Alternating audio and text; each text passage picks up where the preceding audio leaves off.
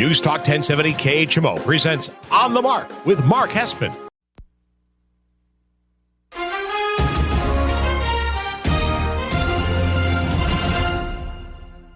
News Talk 1070 KHMO presents On the Mark with Mark Hespin. On the Mark is powered by Kunis Country Honda Hyundai, your number one Honda and Hyundai dealer in the tri-state area at 221 North 36th Street, Quincy.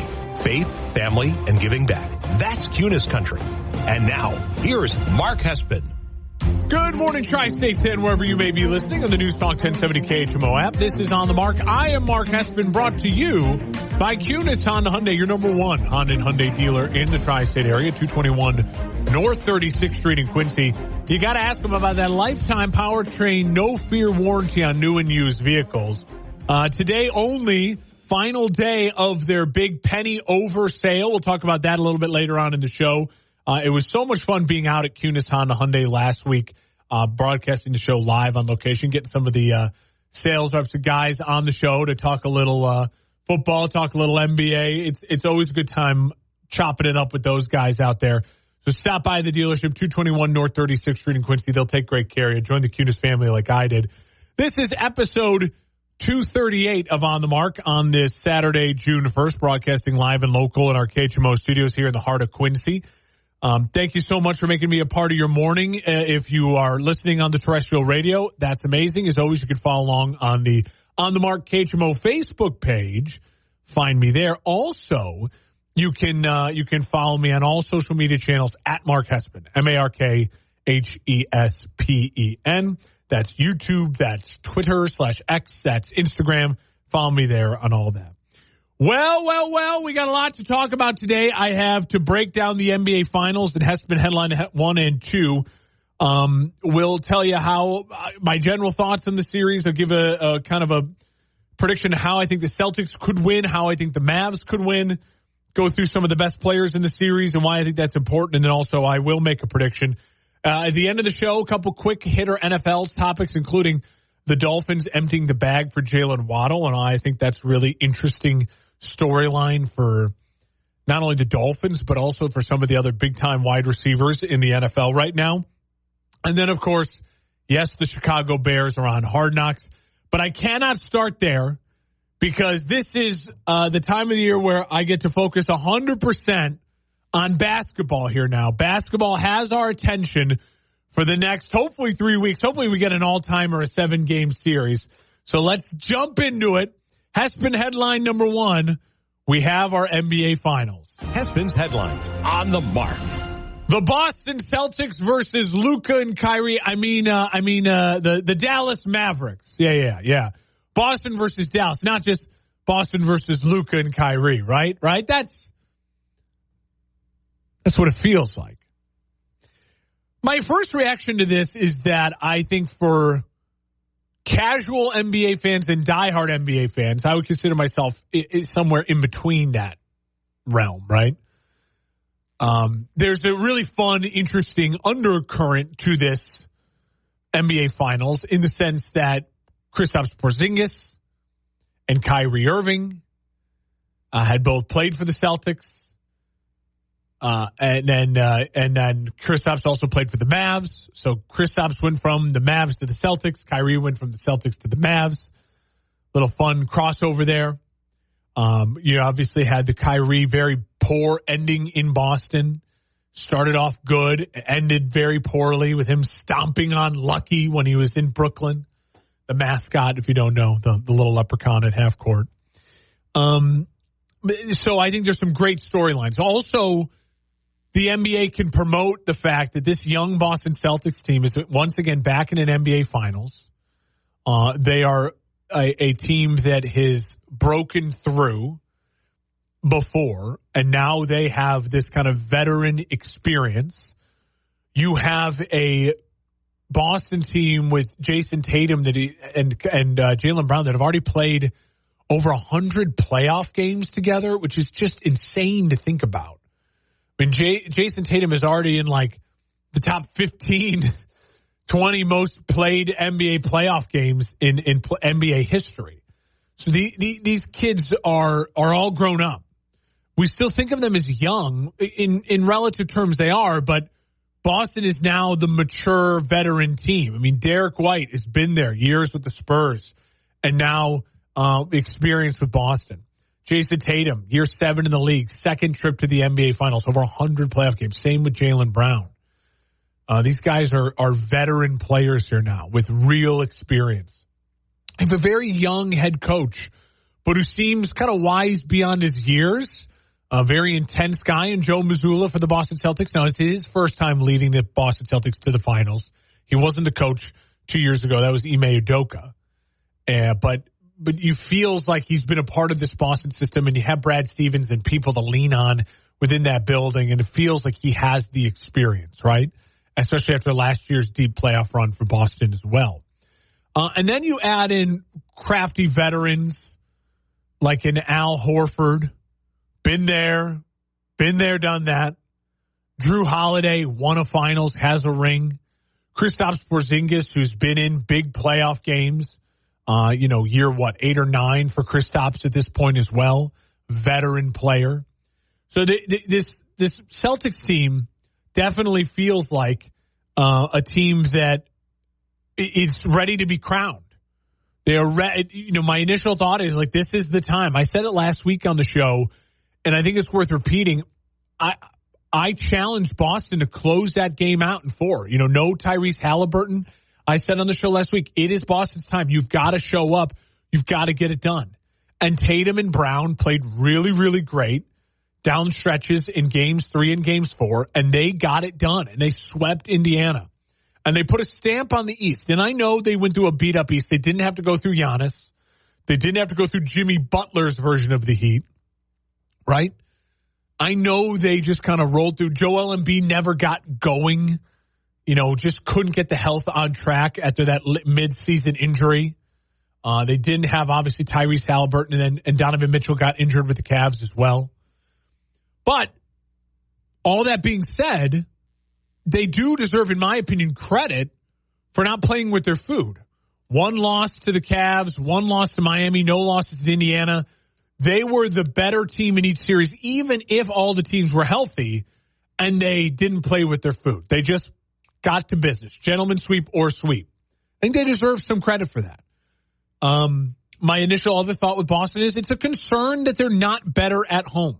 They have home court advantage in this finals, but they are a team that loses games at home. And so that is a concern for me as we start this NBA Finals as well. Obviously, Kristaps Porzingis is the other big question mark. We have not seen him in this playoffs at all yet, which is great, again, for Boston, that he has been able to just completely rest and not have to worry about rushing him back at all. They still have 6 days to get him healthy and ready to go for the game, the tip-off on Thursday. So plenty of time for him to get as much treatment and to work his way back into this roster and this lineup. And they don't have to start him off playing him 40 minutes in game 1. It's a real luxury. So that's my initial thoughts with the Celtics, right? They deserve to be here. They've earned the right to be here, even though they went through a cupcake in the East because of injuries and the way the schedule all broke out. Now the pressure's on. I mean, this is a veteran team. I don't consider these young guys anymore. No excuses for Boston. Absolutely no excuses for Boston. My initial thoughts on the Mavs is that the Mavs have just done something that has been extremely impressive. They went through the number 4 seed in the Clippers, a veteran Clippers team with superstars in Paul George, superstars in Kawhi Leonard, Russell Westbrook off the bench, a superstar head coach in Ty Lue, and all of the financial pressure of playing against the Clippers. And they handled the Clippers pretty easily. Then they went through the number 1 overall seed Oklahoma City Thunder, a team that I remember previewing that series. I didn't know exactly how to feel about this because I was like, well, yeah, it's Luka and he's a man versus a lot of these boys in OKC, but dang, these boys run up and down the court. They shoot threes. They're fun. And the Mavs absolutely dismantled them like they were 8th graders playing with high schoolers, in the sense it's like, hey, we're physical, we're men, you're young and you're fun, but this is the NBA playoffs and it's a man's league in the NBA playoffs. And then they went to the number 3 seed in the Timberwolves that, remember, not really a true number 3 seed, really could argue a number 1 seed. Oklahoma City, Denver, and Minnesota all were tied at the end of the year for the number 1 seed, and it came down to like one game or half a game. So they went through basically 2 number 1 seeds, and a team in Minnesota they dismantled that was coming off an upset win over a Denver team that's the reigning NBA champions. And a team in Minnesota that I truly believe still to this day right now, even though they lost 4-1, if you just look at like the roster on paper versus Dallas's roster, Minnesota's a better team. And Dallas didn't just beat them, they bullied them and just dismantled them. And one of my keys going into the Timberwolves versus Dallas series, I said, was Minnesota will win if their star Anthony Edwards can be 90% of Luka every night. And what we saw was he couldn't do that on a consistent basis. He could be 70, 75% of Luka, but Luka was so good that he set the bar so high that even a great young player, an ascending superstar in Anthony Edwards, couldn't be 90% of Luka.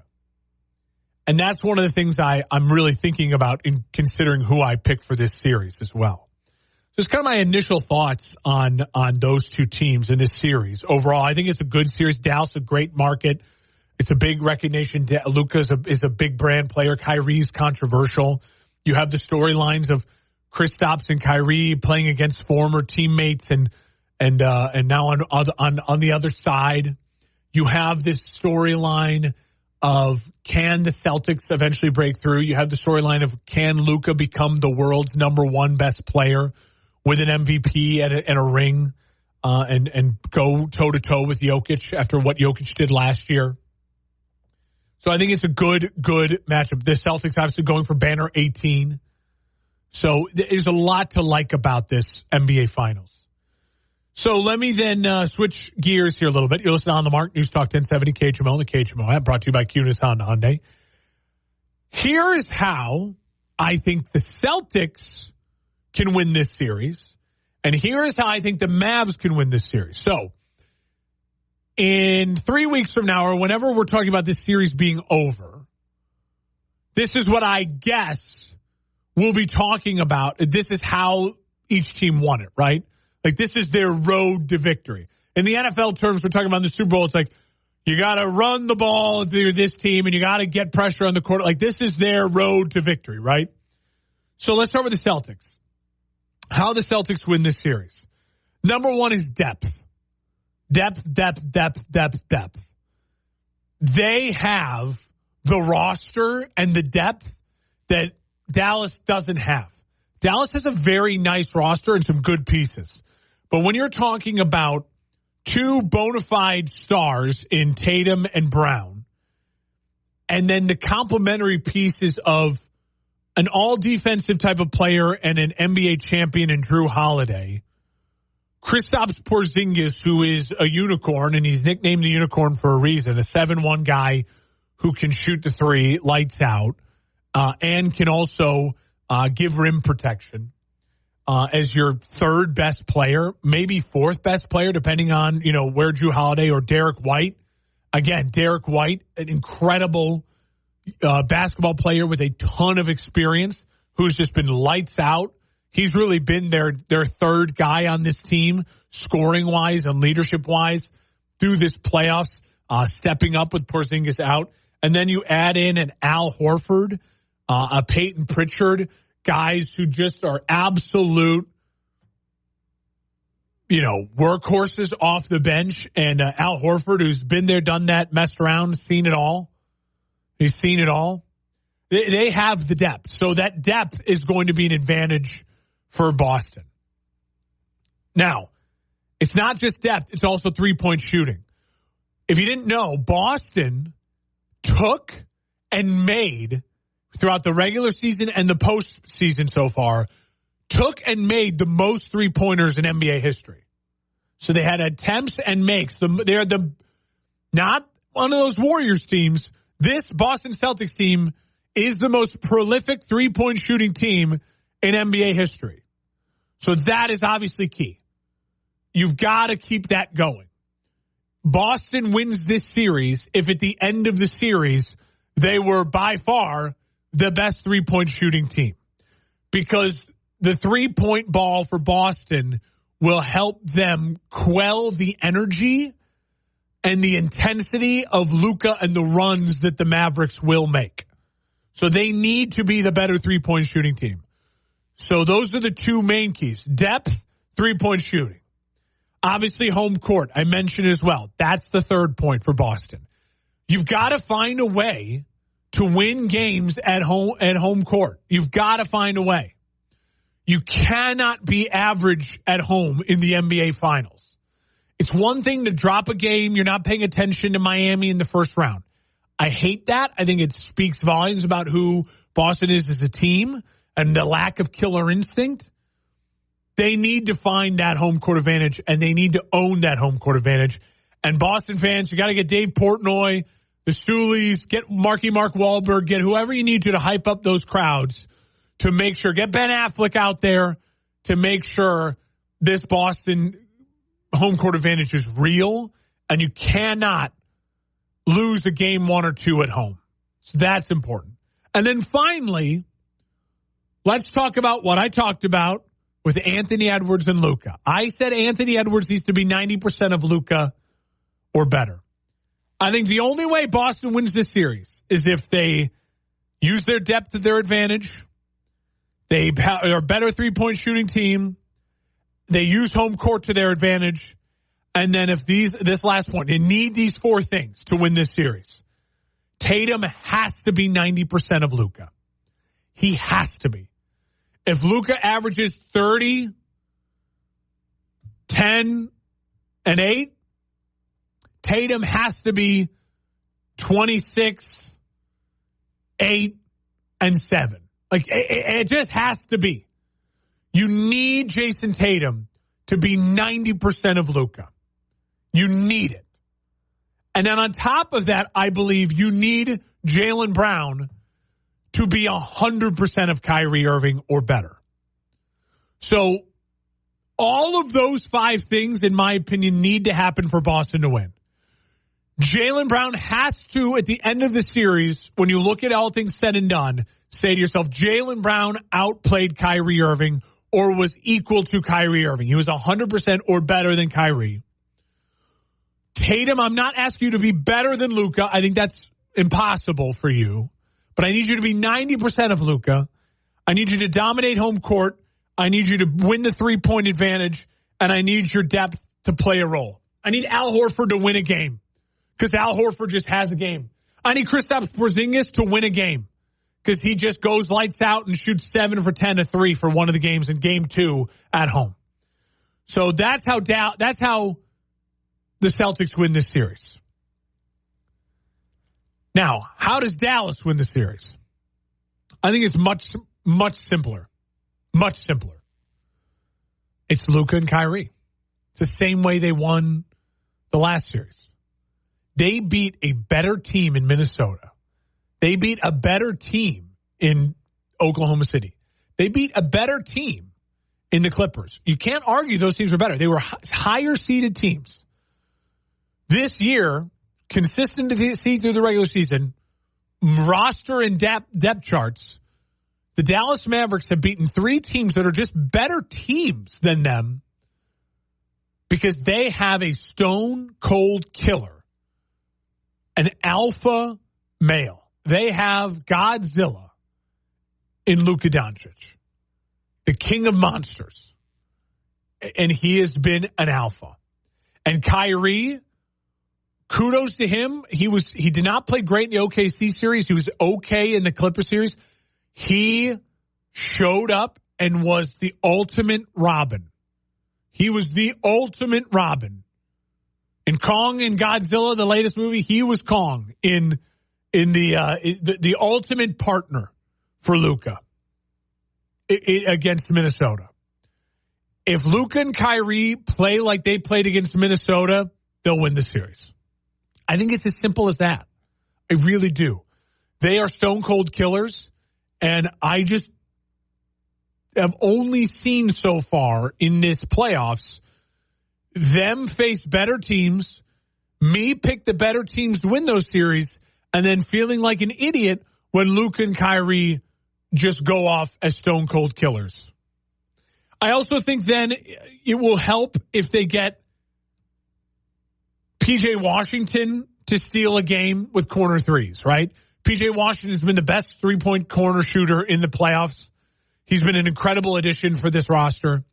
And I think if P.J. Washington has a 7 for 10 game to three, you know what I mean, from the corner, like in a game 2 or a game 1, game 5 back in Boston, or is it 2-3-2, or however it works out, like that needs to happen too. Like that, they need help. Like that needs to happen. And then I think you watch out for Lively and Gafford.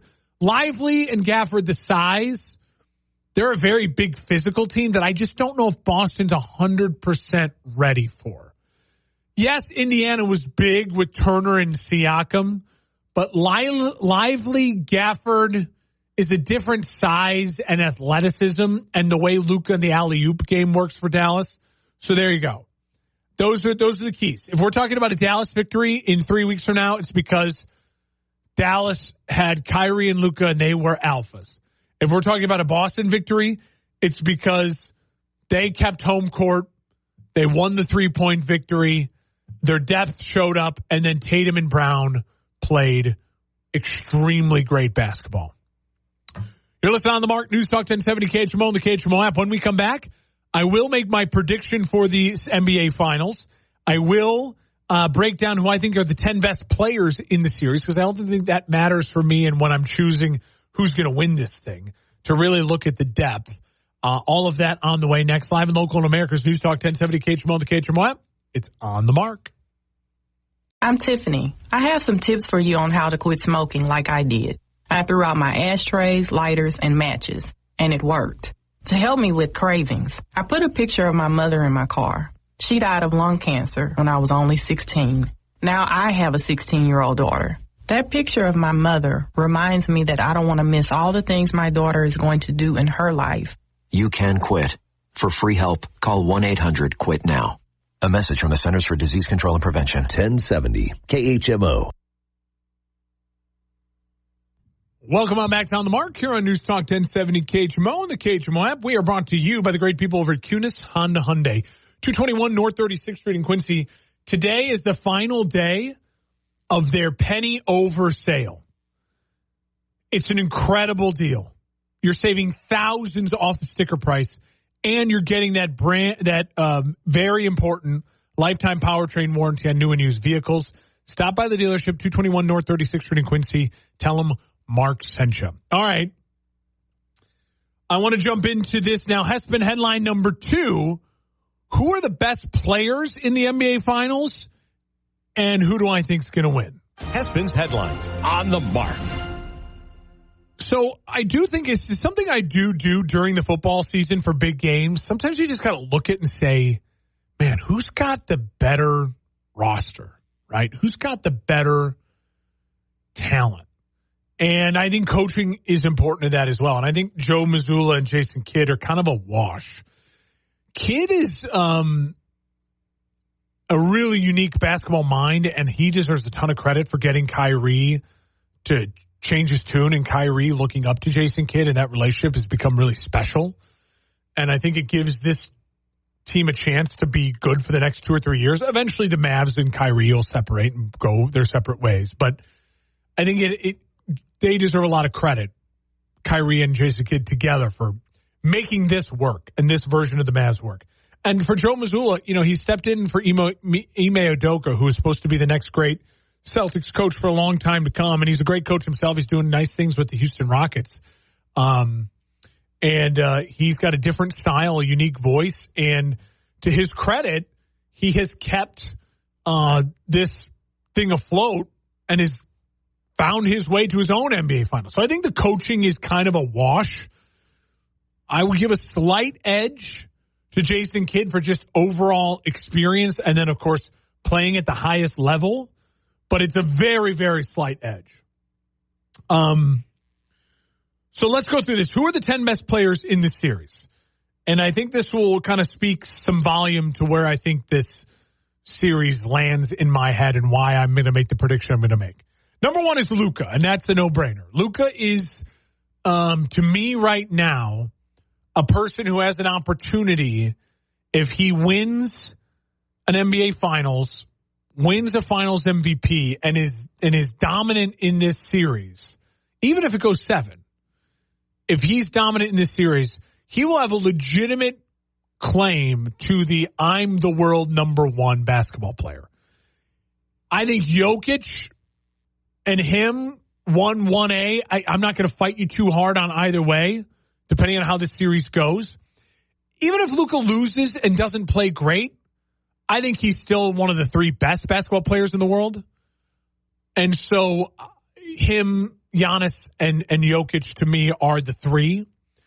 And he has a chance, though, to propel himself all the way to number 1. And what's interesting is number 2 is Jason Tatum. And right now, in my worldview of basketball, there's a pretty sizable gap between Luka, Giannis, and Jokic in that 1, 2, and 3, and the next group of guys, which I think Tatum is in. You can make the argument in my world that Tatum's the number 4. You could. You can make the argument it's Joel Embiid. You can make the argument it's Kevin Durant. It's Steph Curry. It's Wembanyama. It's Anthony Edwards, right? Like, there's a lot of guys you can name at 4. I think the conversation starts at 4. Tatum is in that conversation, but I think there's a sizable gap. And the way that there's a sizable gap between Patrick Mahomes and whoever you want to put as 2.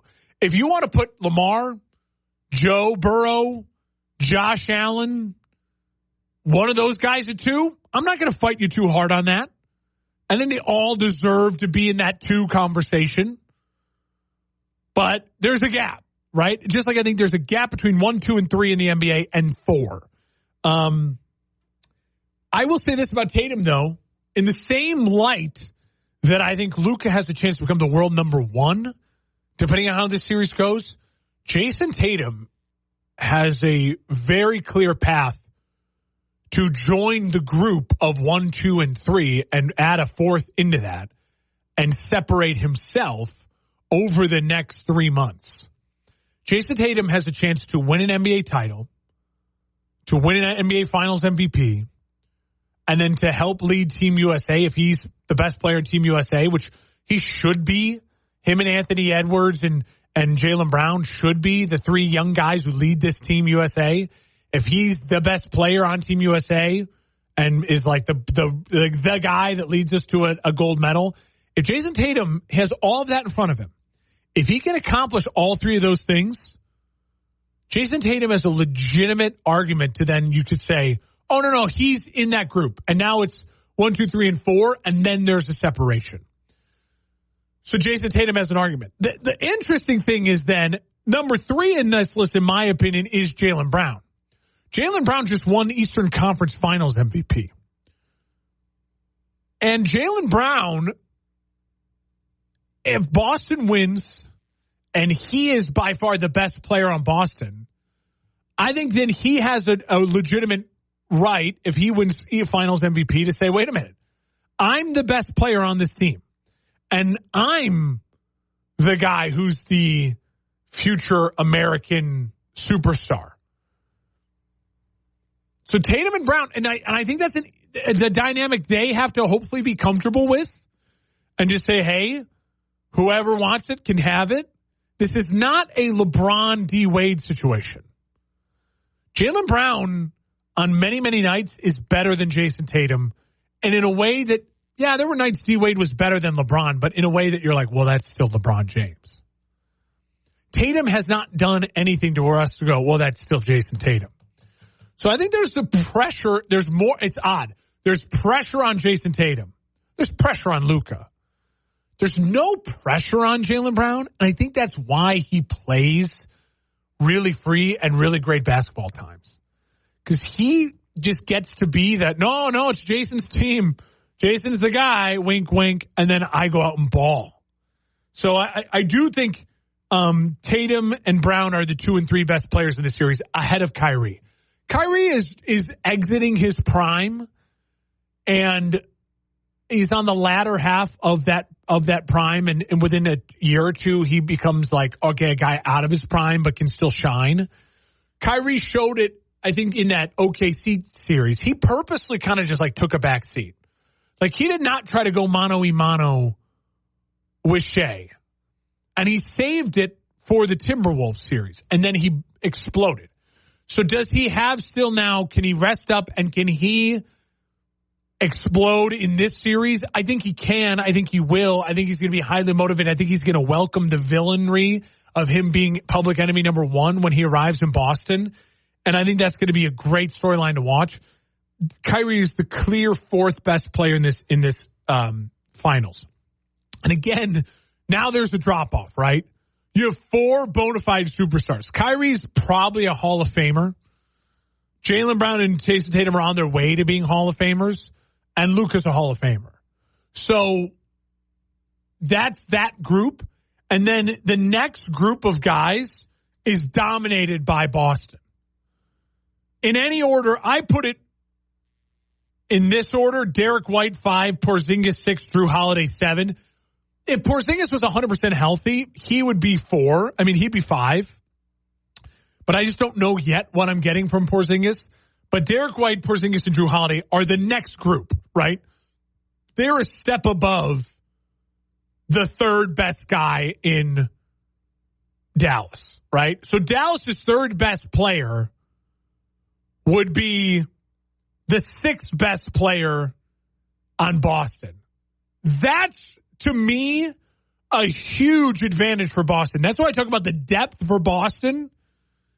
That's that. Because Boston has more guys who I trust can just win a game. Like Drew Holiday could just go off and win a game.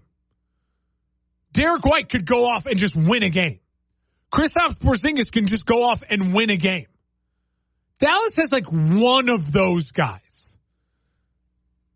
Boston has 3. That's a huge advantage for Boston in this series. A huge advantage. So in any order you want, but Derek White, Porzingis, and Drew Holiday, the next 3. I would then go P.J. Washington 8. P.J. is Dallas's 3rd best player, and he's Dallas's guy who, as I said, could steal you a game. He could steal a game in Boston because he goes 6 of 9 from corner threes and just and balls out. So he's their only other guy who you look at and go, oh, he could steal a game. Like, he could steal a game. Al Horford 9, and then Derek Lively, I go 10 over Gafford. Gafford would probably be 11. And then maybe like a Tim Hardaway Jr. I think Tim Hardaway, he's been playing less minutes, but he's still a very, very solid player off the bench. And I think he'll contribute in this series. You'll see moments from Tim Hardaway Jr. But Horford and Lively / Gafford, Horford's a great role player for Boston, veteran experience. He could win you a quarter. He's not going to win you a game, right? There are 8 players who could win you a game. Boston's got 5 of them. That's scary. Like, that's scary if I'm a Mavs fan, right? Because this is a best of 4. So you got to find a way to win 4. That's just why the pressure is on Luka and Kyrie. But as we've seen, they've handled it with no concerns at all. So that being said, I got all the information I could possibly get, right? I put it all into the brain. I'm thinking this thing through. And when it comes down to it, for me, the NBA Finals, my whole lifetime, has been about superstars rising to the occasion. I think of Kobe and Pau Gasol. I think of Kobe and Shaq when the early 2000s was young, 10 years old. I mean, I could say Michael, but I was 6, 7, 8, 9. I don't really remember those as a fan. My first vivid memories of watching basketball is that Kobe Shaq Lakers team. Fell in love with basketball with Kobe and Shaq. I think of Tim Duncan balling out and showing up and being the big fundamental. I think of LeBron James and D. Wade on Ray Allen hitting a giant shot. I think of Steph Curry and KD being absolute killers. I think of Jokic last year absolutely being untouchable at times. When you are in the NBA Finals, you need your bona fide alpha superstar to play like a bona fide alpha superstar. And I trust that Luka Doncic is going to play like a bona fide alpha superstar. I'm going to take the Mavs in 7. I think it's going to be an all-timer. I think this is going to be a really special, fun series. And I can't wait to watch. Can't wait to watch. I'm going Mavs in 7. I think it's time for Luka to get a title. And I think it's time for Luka to ascend to world number 1.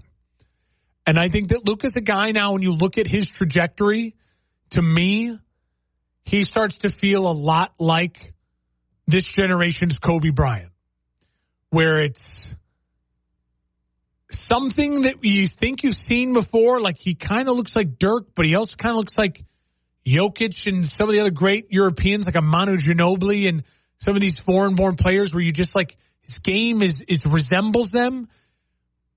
It's also its own uniquely his, and he's a true alpha killer like Kobe. Kobe's game resembled Michael's, but it was his. He's a true alpha killer. I'm not going to say he's Michael or he's LeBron, because I don't think Luka will end up being the first or the second best player of all time. But I do think Luka, in the Kobe comparison, is like, oh, Luka now feels like he's going to have the type of career where he could end up with 3 rings, maybe 4. And you look at it and you say, yeah, that dude is a top 10 bona fide superstar. Absolute nothing like him we've ever seen. He's on that trajectory. And the West is going to be so much fun to watch him and Jokic battle it for years to come. And then you throw in Wemby and Anthony Edwards and the Timberwolves.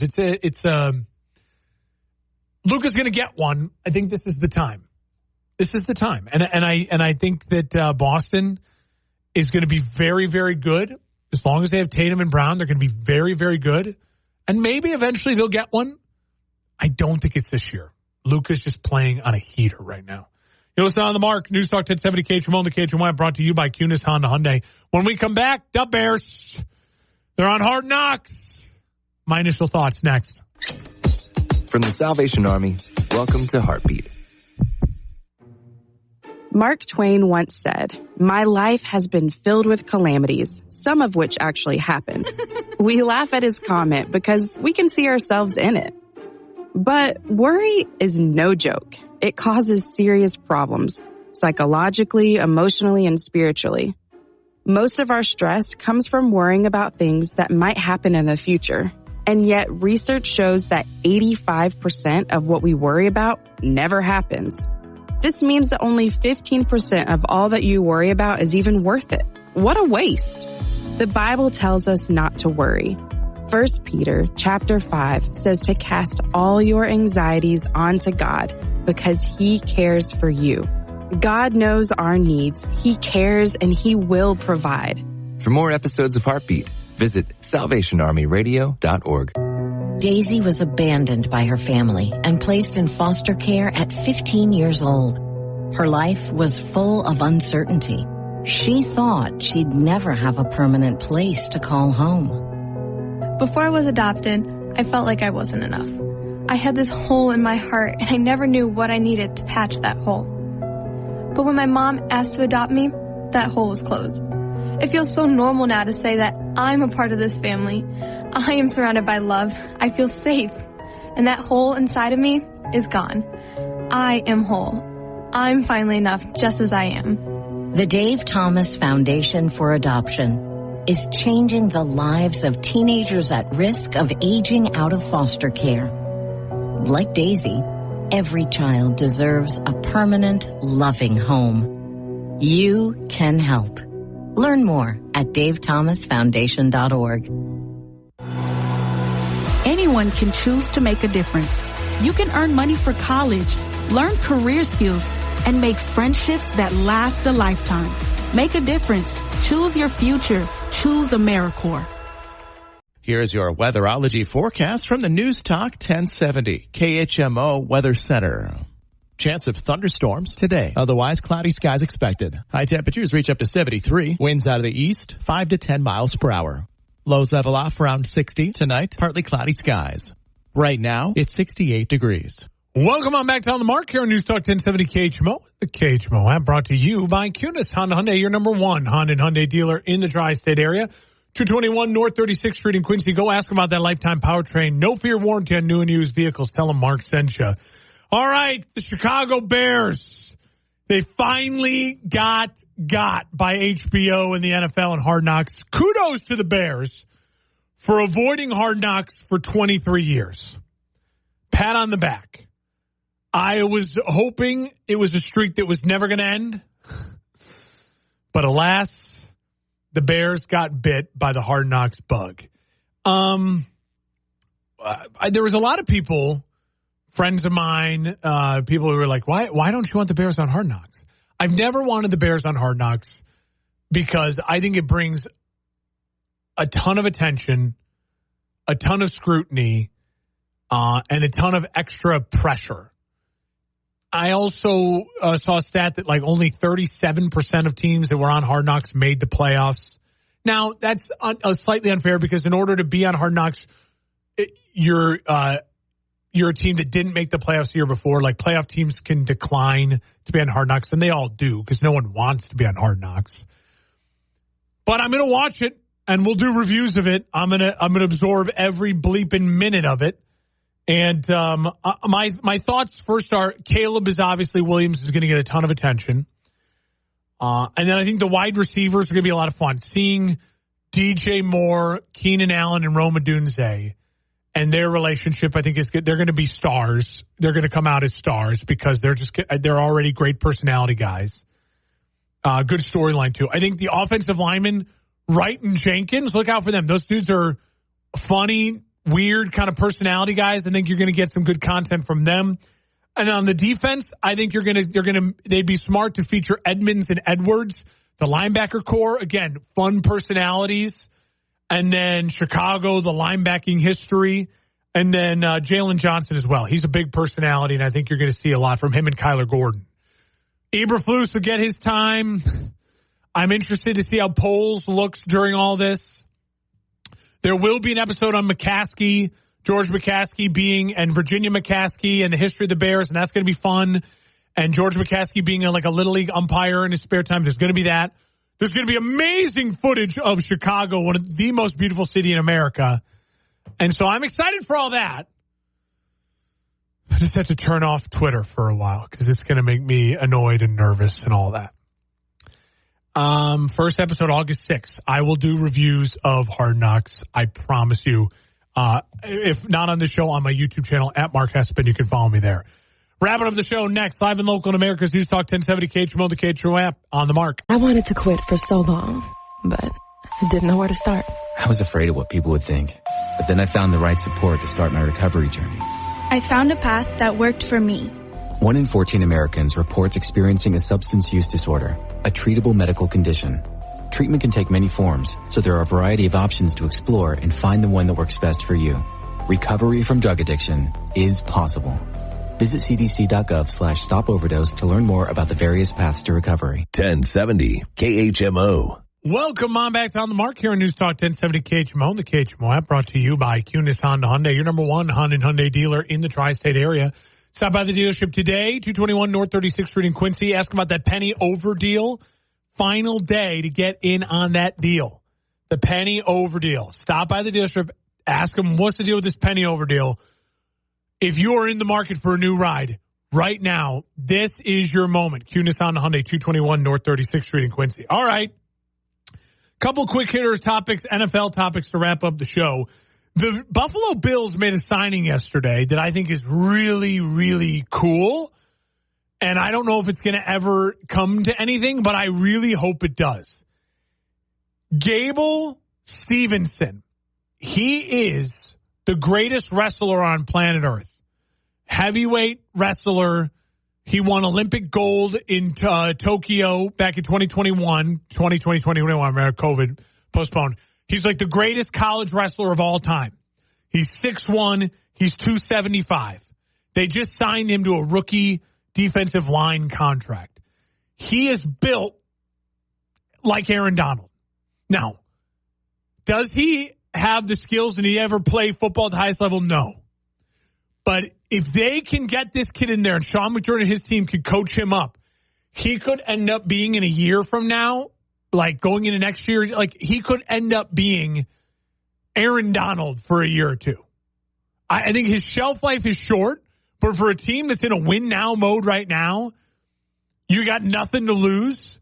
I love them taking a flyer on Gable Stevenson and just saying, hey, come here.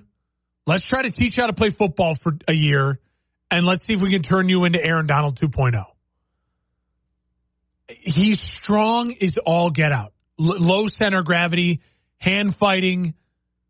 He could end up being just a absolute mess to deal with. So excited for that.